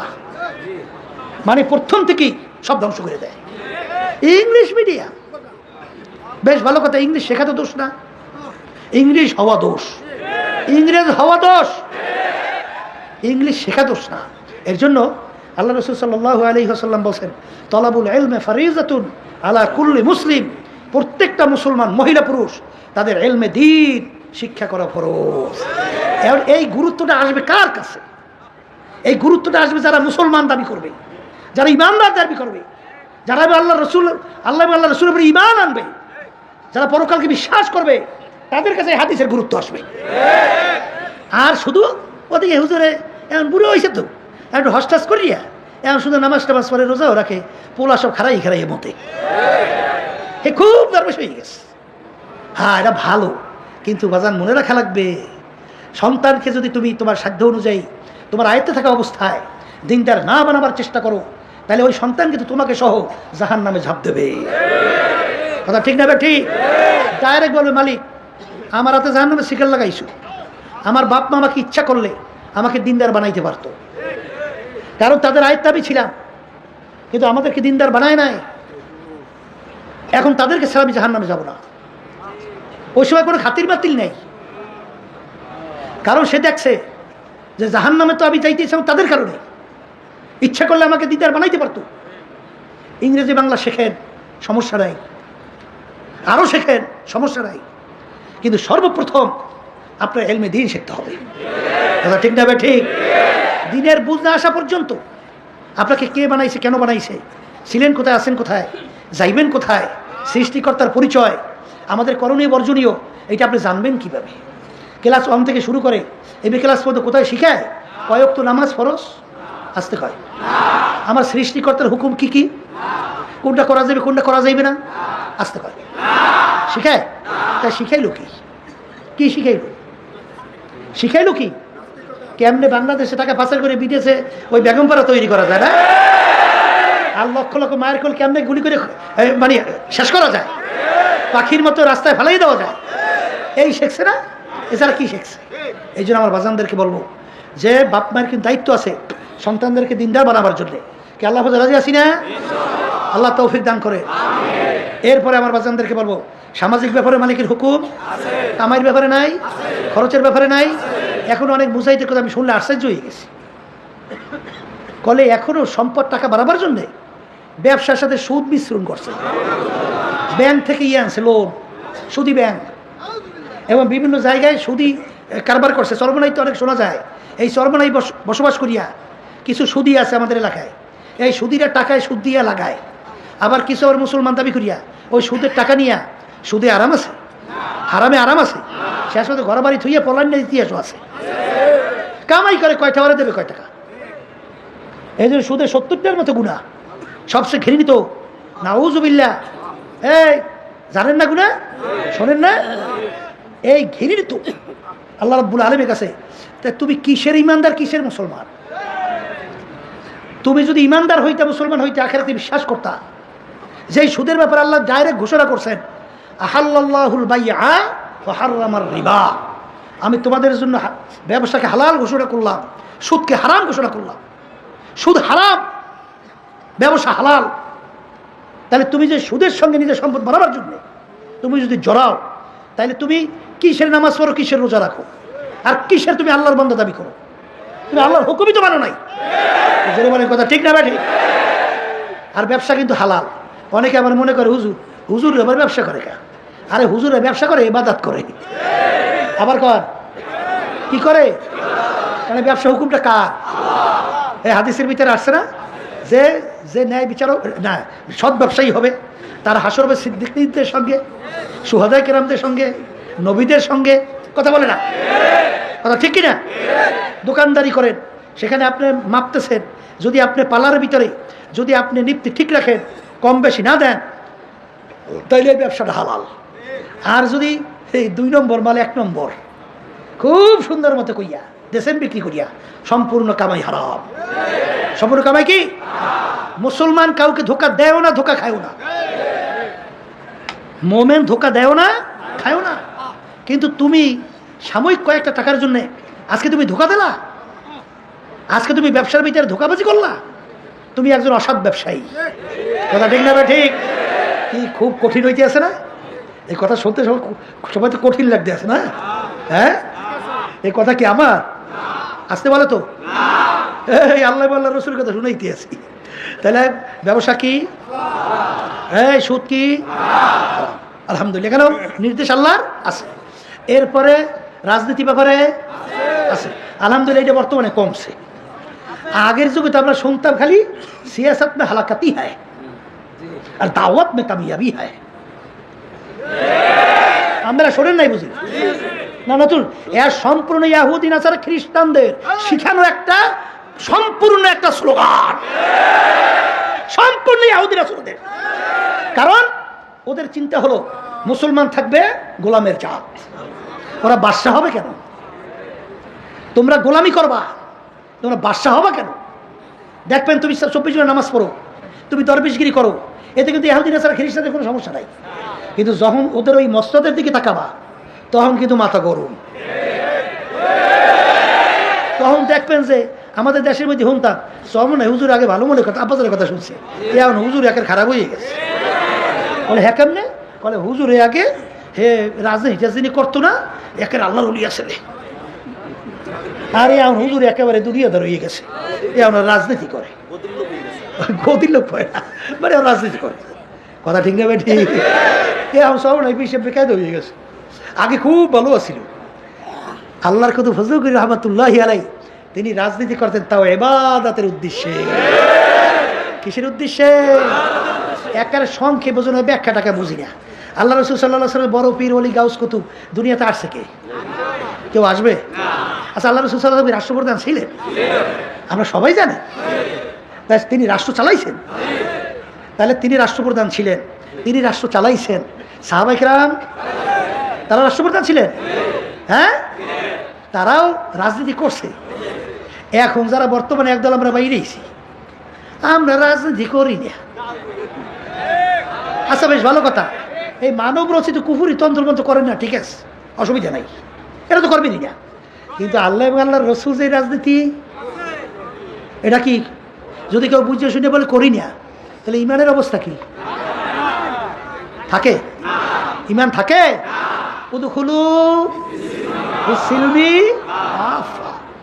অনেক সময় বলি, আব্বাজান বলতেন, ছাত্র 10 সাবজেক্ট পরীক্ষা, 9 সাবজেক্টের 100 মধ্যে 100 নম্বর, এক সাবজেক্টে ফেল। ছাত্র কি? দেখেন, আপনারাই বলতেছেন ফেল, আপনারাই বলতেছেন ফেল। আর 10 সাবজেক্টে গড়ে 33 করে নম্বর। সবসময় পাশে মনে রেখেন, উল হুয়াল্লাহু আহাদ আল্লাহুস সামাদ। আল্লাহর কোনো জিনিসের প্রয়োজন আসতে কয়? কোনো জিনিসের প্রয়োজন? আপনার আমার নামাজ দিয়ে আল্লাহ কি করবে বলেন? আপনার আমার রোজা দিয়ে আল্লাহ কি করবে? আপনার আমি জাকাত দিয়ে আল্লাহ জাকাত দিয়ে কি করবে? আমরা হজ করি, আল্লাহ আমাদের হজ দিয়ে কি করবে? এটা আল্লাহর প্রয়োজন। আমরা কোরবানি পশু জবাই করি, কি আল্লাহর দরকার? আসতে কত? তাই একটু নামাজ পড়ি যে দরবেশ হয়ে গেছেন। এখন দেখলে বুজুর্গি, খুব বুজুর্গ হয়ে গেছেন। ওরে সর্বনাশ, এখন সবসময় তাসবিহ হাতে থাকে। ওদিকে আল্লাহর জমিন, আল্লাহর জমিনে আল্লাহর দিন প্রতিষ্ঠার জন্যে কোনো চিন্তাও নাই, চেষ্টাও নাই। অন্যায়ের প্রতিবাদে কোনো কথা নাই। মান রাআ মিনকুম মুনকারান ফালিয়ুগাইয়িরহু বিয়াদিহি ফাইলাম ইয়াস্তাতি' ফাবিলিসানিহি ফাইলাম ইয়াস্তাতি' ফাবিকলবিহি ওয়া যালিকা আযওয়াফুল ঈমান। এখানে যালিকা আযওয়াফুল ঈমান, এইটার ব্যাখ্যা কিন্তু আবার সুন্দর করে বানাইছে। বলে মনে মনে ঘৃণা করো, এই ব্যাখ্যা কোথায় পাইছে আল্লাহ ভালো করে কইতে পারি না। আগে বললে আসলে পরিবর্তন করো, আগে করলে হাত দিয়ে পরিবর্তন করো, দ্বিতীয় বললে মুখ দিয়ে পরিবর্তন করো, তৃতীয় মনে মনে ঘৃণা করো। পাইলেন কোথায়? আল্লাহ মাফ করুক, ইয়াও এখনই আছে খ্রিস্টানদের শিখানো ব্যাখ্যা। কারণ কি তা জানেন? কারণ আপনি তো মনে মনে ঘৃণা করলে আপনার ইমান ঠিক হয়ে গেল, রক্ষা হইল। ইমান কি হইলো? রক্ষা হইল না? মনে মনে ঘৃণা করো, এটা হইলেই তো আপনার ইমান রক্ষা হয়, কি হয় না? কিন্তু আপনার তখন তো ভিতরে চিন্তা আসবে না যে এর পরিবর্তন কিভাবে করতে হয়। তখন তো ইমানের প্রশ্ন, তখন তো আপনার পরিবর্তনের জন্য চিন্তা আসবে। আর এখানে চিন্তা করার দরকার নাই তো, কারণ ইমান ঠিক আছে তো। আসতে করে এই কথা ঠিক না? ঠিক। তাইলে মনে মনে পরিকল্পনা করতে থাকো কিভাবে পরিবর্তন ঘটানো যায়। কথা ঠিক না? ঠিক। এখন আপনি আমরু বিল মারুফ নাহিয়ানিল মুনকারটা বাদ দিলেন, আমরু বিল মারুফের ভিতরে খুব পাকা হইলেন। নাহিয়ানিল মুনকার এটা কি দিনের একটা অর্ধেক অংশ না? কথা কথা অর্ধেক অংশ না, না খালি অংশ একটা। উদখুলু ফিসসিলমি কাফা। এর জন্যই তো আল্লাহ দোয়া করতেন, বুজুর্গি কি নেহি হামকো জরুরত, গোলাম আপনা বানালে খোদায়া। রব্বুল আলামিন ওই বুজুর্গি দরবেশি ও আমার লাগবে না, দয়াময় করে তুমি তোমার গোলাম হিসাবে কবুল করো। সুবহানাল্লাহ। এই জন্য আমার আব্বাজান রহমাতুল্লাহ আলাইহি বলতেন, বাজার এই বাংলাদেশের মধ্যে আল্লাহর জমিনে আল্লাহ দিন বাস্তবায়নের জন্য আমার সাধ্য শক্তি অনুযায়ী চেষ্টা করতে হবে, এটাও ফরজ। এটাও কি?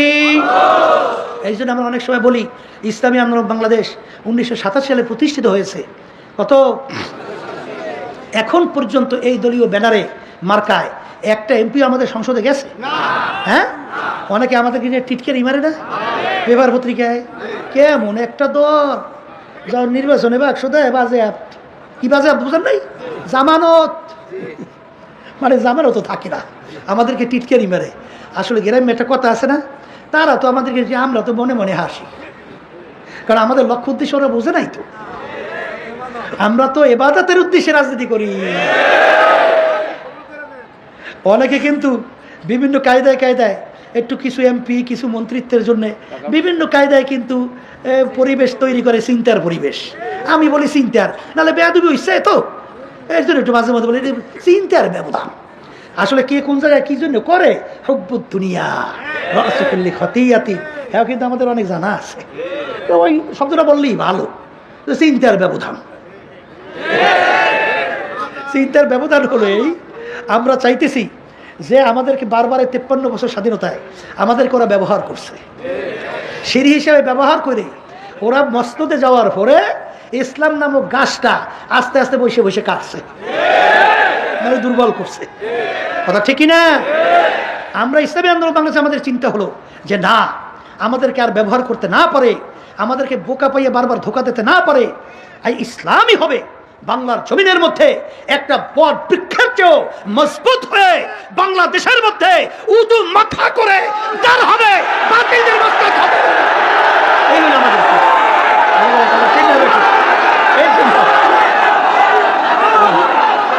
বসে বসেন, যে কথা বলতে চাইছি না, বসেন বসেন।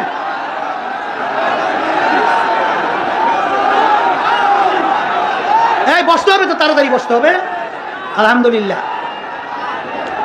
এই জন্য আমার ভাইদেরকে বলবো, পর্দা আলে মা বোনরা যারা শুনতেছেন, শোনেন, এই চিন্তার ব্যবধানতায় আল্লাহর রহমতে আপনাদের দোয়ায় এখন কিন্তু ইসলামী আন্দোলন বাংলাদেশ, এখন কিন্তু আল্লাহর রহমতে একটা ইসলামের পক্ষে আল্লাহ রাব্বুল আলামিন শক্তিশালী একটা অবস্থান বাংলার জমিনের ভিতরে তৈরি করছে।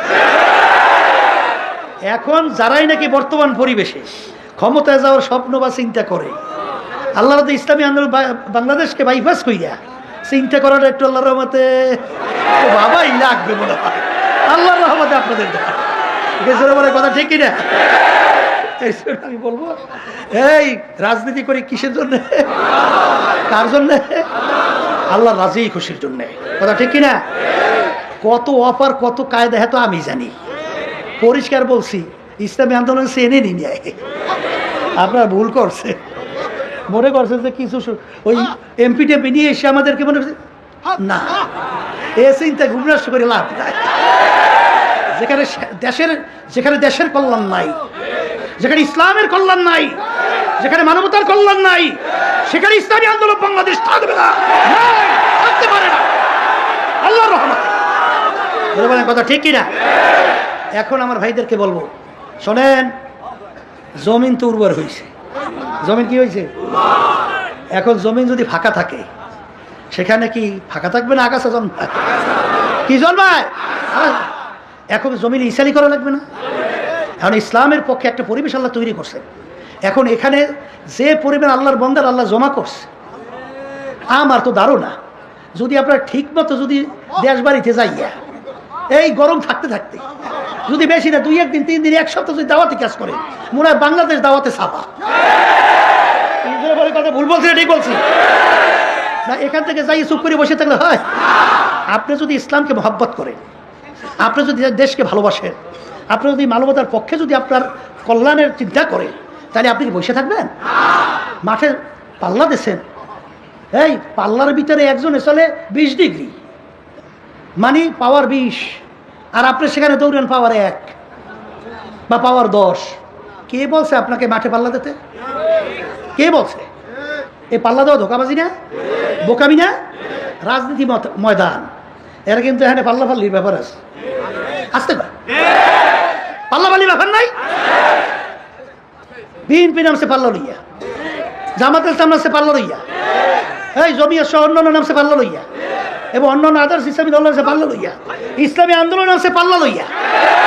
হেরা দৌড়ে 100 ডিগ্রি, আর আপনি দৌড়াবেন 10 ডিগ্রি। এই পাল্লা দিতে বলছে কে? এমনকি পাল্লা দেবো না থাকবে?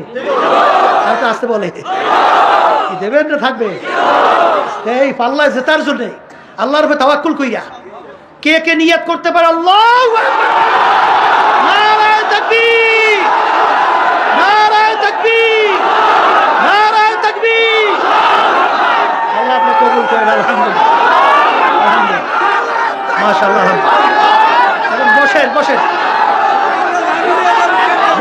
বসে বলে, দেরি করা যাবে না, বসেন বসেন। যেই কথা বলতে চাইছিলাম, বসেন আল্লাহ বান্দারা বসেন। সবচেয়ে বড় একটা ব্যাপার হলো, শোনেন শোনেন, সবচেয়ে বড় একটা মজার একটা ব্যাপার আছে। কির ব্যাপার বলেন, কিসের ব্যাপার? মজার ব্যাপারটা কি এটা গুরুত্ব দিয়ে শুনতে হবে না? মজার ব্যাপারটা হলো, আল্লাহর রহমতে আপনাদের দোয়ায় বাংলাদেশে অনেক রাজনৈতিক দল আছে, অনেক পীর মুরিদি আছে, অনেক খানকা আছে, কিন্তু মজার ব্যাপারটা হলো যে কোনো রাজনৈতিক দল বলেন, যে কোনো খানকা বলেন, যা কিছু বলেন, যখনই নাকি বিভিন্ন জায়গায় যাইবেন কিছু না কিছু প্রশ্ন উত্থাপিত হইতেই চায়।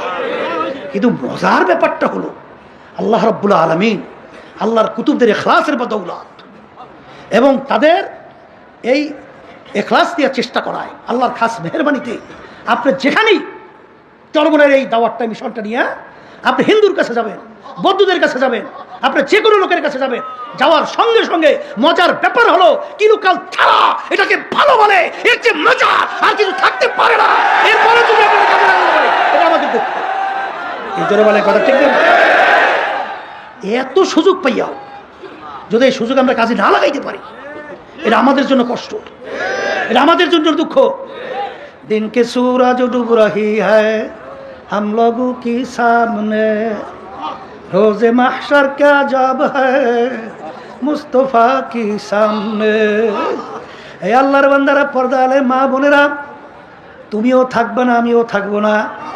আল্লাহর খুদু ফজলুল করিম আমাদের মাঝে নাই, আর কোনো দিন আসবে না। ইসহাক সাহেব রহমাতুল্লাহি আলাইহি নাই, কিন্তু বাবা তুমি আর আমি আজকে দুনিয়ার ভিতরে আল্লাহ রাখছেন। যদি তোমার আমার হারাকাত সাকানাত, তোমার আমার চেষ্টার মাধ্যমে যদি ইসলাম নামক গাছটা যদি একটু মজবুত হয়, মালিক তো কিয়ামতের ময়দানে বান্দাবান্দিকে মাফ করার জন্য ওসিলা তালাশ করবে। আমার মালিক যদি জিজ্ঞাসা করে বান্দাবান্দি এইটা করছো কাজ, জবাব দেওয়ার কোনো ক্ষমতা নাই। এই জন্য আল্লাহর ওলিরা সাহাবায়ে কেরামরা বলতেন, মালিক হিসাবান ইয়াসীরা, দয়া মায়া করে আপনি আমাকে এমন হিসাব নেবেন, বান্দাবান্দি এইটা করছো মালিক, করছি, যা। শব্দ কি? যা, আর কোনো কথা নাই। এর নাম হলো হিসাবান ইয়াসীরা। আমার মালিকের কাছে দোয়া করেন, মালিক আপনি আমাদেরকে হিসাবান ইয়াসীরা দান করেন। মালিক যদি আমাদেরকে ধইরা বসে, একটা ই রাখবে না কিছু ব্যাপার, এই 1200 বললে তো লাগে। এইভাবে যদি মালিক যদি আপনি ধইরা বসেন, আমাদের জবাবদার কারো ক্ষমতা নাই। এই জন্য আমার ভাইদেরকে বলবো, পর্দা আলে মা বোনদেরকে বলবো, আমার আব্বাজান রহমাতুল্লাহি আলাইহি একটা কথা বলতেন, বাজান দরমিয়ানে কারে দরিয়া তখতা বন্ধন কর দাই বাজবে কুই কিতামান তরমাল কুল হুশিয়ারে মা। বাজান ধইরা বাইন্দা পানির ভিতরে ফেলাইয়া দেয়।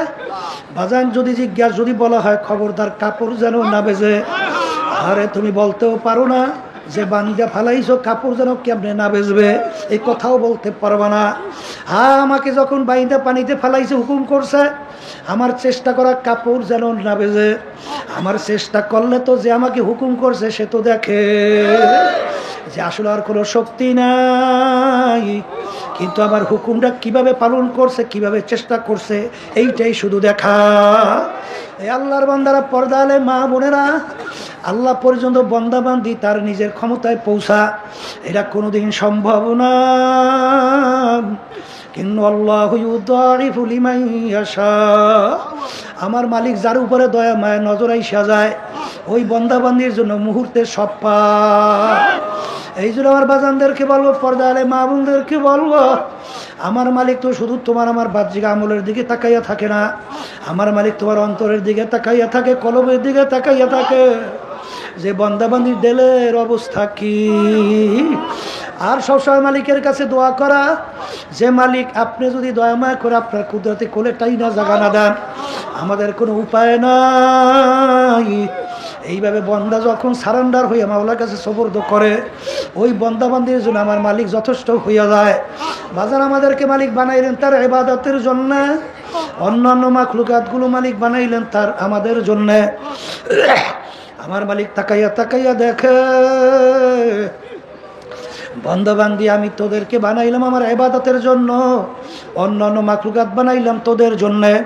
আমি তোর বিচার চাইয়া চাইয়া দেখি, তুই গাবি গরু পালু দুধ খাওয়ার জন্য, গাবিতে দুধ দেবে, বাচ্চা হবে, বংশ বিস্তার লাভ করবে। এখন বাচ্চাও দেয় না, দুধও দেয় না, তুই গরুটাকে শোয়াইলি, ছুরি ধার কইরা জবাই করলি, এরপর চামড়া খুইলা গোস্ত পাক করে নিজে আত্মীয় স্বজন নিয়ে খাইলি। খা বান্দাবান্দি, তোর এক কাজে লাগে না অন্য কাজে লাগাইলি, খা, তোর জন্যই আমি বানাইলাম। আম গাছ লাগাইলে আম খাওয়ার জন্য আম দেয় না, আমি তোর বিচার চাইয়া দেখি আম গাছ কাটলি, তক্তা তৈরি করলি, অন্ন দিয়া লাকড়ি তৈরি করলি, আগুন জ্বালালি, ভাত তরকারি পাক কইরা খাইলি। খা বান্দাবান্দি, আমি তোর জন্যই বানাইলাম। এক কাজে লাগে না অন্য কাজে তুই লাগাইয়া দিলি। এখন তোর বিচার তুই কর, তোকে আমি বানাইছিলাম আমার ইবাদতের জন্য। আমি তোর বিচার চাইয়া চাইয়া দেখি, ফজরের সময় মুয়াজ্জিন আমার পক্ষ থেকে তোকে দাওয়াত দেয়, আসসালাতু খায়রুম মিনান নাওম, ঘুম হইতে নামাজ ভালো। আমি তাকাইয়া দেখিলাম কম্বল পাইয়া তুই নাকটাই না মুড়া দিয়া তুই ঘুমাও। তুই আমার হুকুম পালনের জন্য তোকে আমি মসজিদে নামাজে পাই নাই, তোকে আমি ফজরে নামাজে পাই নাই, জোহরে তোকে আমি ডাকলাম পাই নাই, আসরে ডাকলাম পাই নাই, মাগরিবে ডাকলাম তোকে আমি পাই নাই, তোকে এশায় ডাকলাম পাই নাই, রমজানে রোজা রাখার জন্য বলছি রাখো নাই, হজ যাকাত ফরজে আদায় করতে বলছি আদায় করো নাই, সুন্নাত তরিকা অনুযায়ী চলতে বলছি চলো নাই, হারাম হালাল তমিজ কইরা খাইতে চলতে বলছি খাও নাই চলো নাই। এক কথায় তোকে আমি বানাইছিলাম আমার ইবাদতের জন্য। তোকে যখন আমার ইবাদতের পাই নাই, এখন তোকে আমি কোন কাজে লাগাবো? তোকে অন্য মানুষ জবাই কইরা খাবে, তাও তো আমি জায়েজ রাখি নাই। এখন তোর বিচার তুই কর, তোকে আমি কোন কাজে লাগাবো? আমার মালিক বলে, বন্দা বান্দি মনে রাখিস, আমার একটা কাজ আছে, আমার একটা চুলা আছে, ওই চুলার নাম হলো জাহান্নাম। আল্লাহ আপনি আমাকে আমাদের সবাইকে মাফ করিয়া দিয়ে। আমার মালিক বলেন, ওরে ওরে খবিস, ওরে নাফরমান, আল্লাহু আল্লাহ। বাজান জাহান্নাম আল্লাহ রাব্বুল আলামিন বানাইয়া ফেরেশতাদেরকে বললেন জাহান্নামের আগুন তেজ করো, কারণ আমার সমস্ত নেয়ামত ভোগ করে আমার হুকুম মানে নাই। আমি ওর বিচার চাইয়া চাইয়া দেখি, ওর বাড়ি আল্লাহু আকবার গাবি গরু পালে, বাচ্চাটা এক জায়গায় রাখে, গরুটাকে আর এক জায়গায় রাখে, রাস্তায় গভীরে বাচ্চাটার গলা শুকাই আম্বা আম্বা কইয়া ডাকে। আরে গরু জানি কেমন উত্তর দেয়, বাচ্চারা আমার মালিক তোমাকে আমাকে বানাইছে বন্দাবান্দির জন্যে, বন্দাবান্দি ভোরবেলা দুধ দোহাইয়া নিয়ে যাবে, পরবর্তী যে যা থাকবে খাইয়া মালিকের শুকরিয়া আদায় করবি। আমার মালিক বলে, রে নেমো খারাপ, বাচ্চাটাকে আমি দুধ না খাওয়াইয়া তোকে আমি খাওয়াইলাম, কারণ তোর জন্যই আমি বানাইছি। এ বন্দাবান্দি, তোর বাড়িতে মেহমান আসছে, মুরগি গোশ খাওয়ানো লাগবে, কোথায় মুরগি তালাশ কইরা পাও না, আমি তোর বিচার চাইয়া দেখি মুরগি বাচ্চা নিয়ে নামছে, তুই থাবা দিয়া মুরগিটাকে ধরলি, বাচ্চা মাহারা বাচ্চাগুলো চেউ চেউ কইরা কান্দে, মাহারা বাচ্চাগুলো চেউ চেউ কইরা কান্দে। আরে তুই তো মুরগিটাকে ধইরা ছুরির ভিতরে দিয়া জবাই দিয়া তারপর তুই গোশত পাক করে মেহমান নিয়া খাইলি। খা বন্দাবান্দি, আমি তোর জন্যই বানাইলাম। আরে ফেরেশতারা, এই আগুনে হবে না, আগুন আরো তেজ করো। 1000 বছর পর্যন্ত আগুন তেজ করতে করতে হাত্তা মারওয়াত, আগুন একেবারে লাল হইয়া গেল, লাল লাল টক টক করে লাল হইয়া গেল। আমার মালিক বলে, আগুনে হবে না, আগুন আরো তেজ করো। আমি ওর বিচার চাইয়া চাইয়া দেখি, এই আগুনে হবে না, ওর জন্য আগুন আরো তেজ করো। আবার 1000 বছর ধরে আগুন তেজ করতে করতে আগুন আকারে সাদা দবদবে হয়ে গেল। এই আগুনে হবে না, আরো তেজ করো। 1000 বছর পর্যন্ত আগুন তেজ করতে করতে হাত্তা সোয়াদ্দা, আগুন একেবারে কালো অন্ধকার হয়ে গেল। জাহান্নামের আগুন এখন এরকম কালো অন্ধকার অবস্থায় আছে। এখন এই আগুন কেমন তেজের আগুন!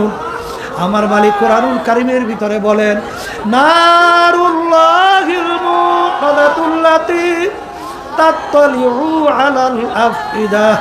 জাহান্নামের আগুন এমন তেজের হবে, শরীরের যে কোনো জায়গায় লাগার সঙ্গে সঙ্গে ওই আগুন কলিজা পর্যন্ত পৌঁছে যাবে।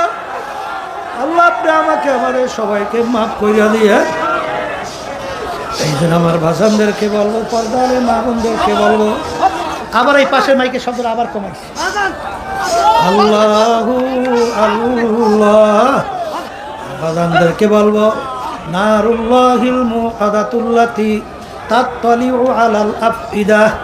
জাহান্নামের আগুন এমন তেজের হবে, শরীরে যে কোনো জায়গা লাগার সঙ্গে সঙ্গে কলিজা পর্যন্ত পৌঁছবে। আল্লাহ আপনি আমাকে আমাদের সবাইকে মাফ করিয়া দিয়ে। হে বড় লোক আমার বাবারা, হে ধনী আমার বাবারা, হে আরাম প্রিয় আমার বাবারা, হে সম্পদের মালিক আমার বাবারা, ভালো কইরা বুঝাও আমার মালিক দুনিয়ার মধ্যে তুলাগুলো কেন বানাইলো? তুলা তো কোনো মানুষকেও খাইতে দেয় নাই, গরু ছাগলকেও খাইতে দেয় নাই। তুলাগুলো মালিক কেন বানাইলো? আমার মালিক বড় শখ কইরা বন্দাবান্দি বানাইছে। আরে বন্দাবান্দি আমার বড় আউসের বন্দা। তোরা যখন ঘুমাইয়া মাথা ভাঙ্গা জমিনে পড়বে, আমার দেখা কুদরতি পরাণে সহ্য হয় না। আমি গাছের ভিতরে তুলা দিলাম, পারবি বালিশ বানাবি, ল্যাব বানাবি, তোষক বানাবি, তুই তোষকে ঘুমাবি। ল্যাব তুই গায়ের ভিতরে ঠান্ডায় দিয়া, বালিশ মাথার নিচে দিয়া তুই যখন ঘুমাবি, আমি দেখব আমার কুদরতি কলিজারা ঠান্ডা হইয়া যাবে। আমি তোর বিচার চাইয়া দেখি, সেই ল্যাব কম্বল মোড়া দিয়া ঘুমাও, তোকে আমি নামাজে পাই না। কিন্তু বন্দাবান্দি মনে রাখি, তোদের জন্য আমি জাহান্নামের মধ্যে ল্যাব তোষকের ব্যবস্থা করছি। আমি জাহান্নামা মিহাদু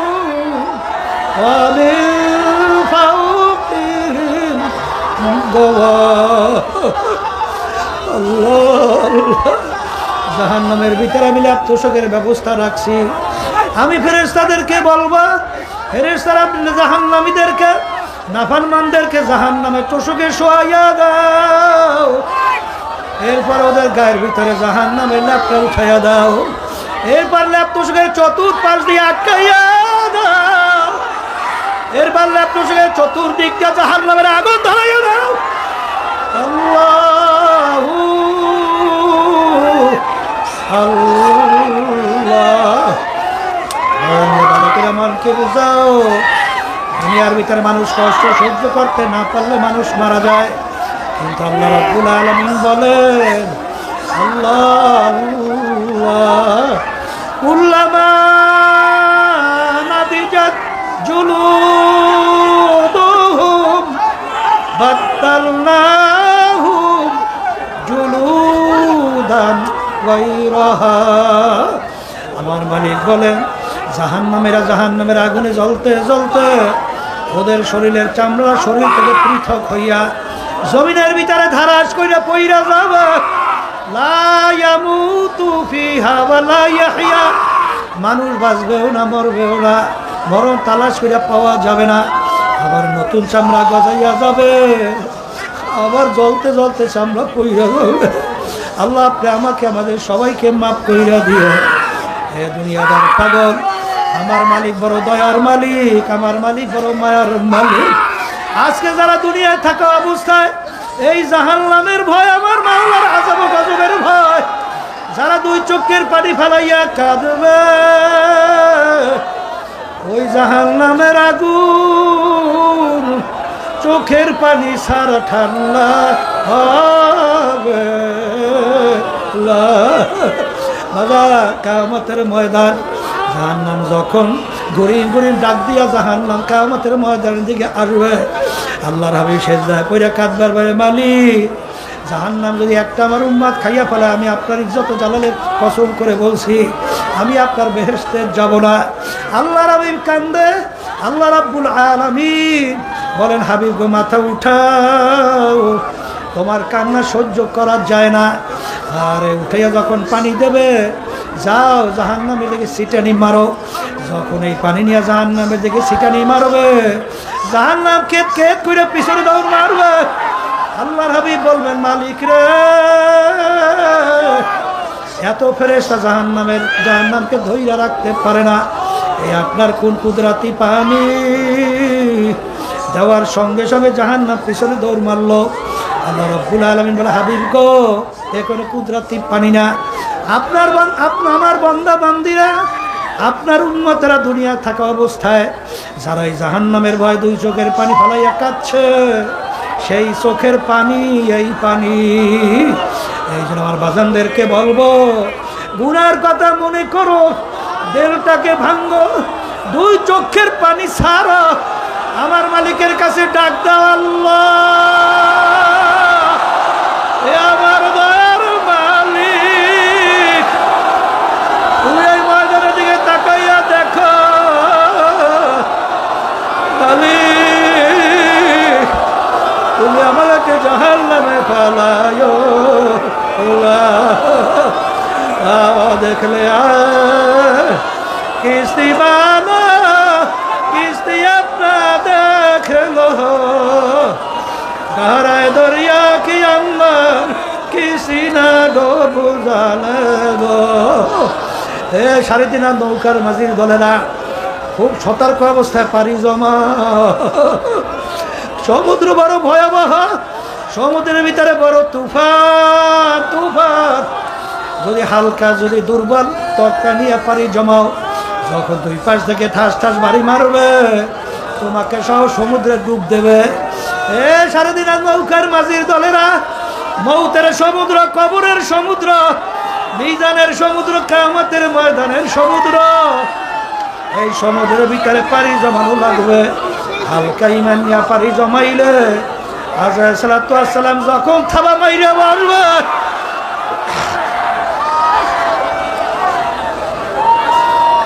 ওই থাবায় হালকা ইমান টেকবেও না, আর বুঝি আমার মাসুক মাওলাকেও পাওয়া যাবে না।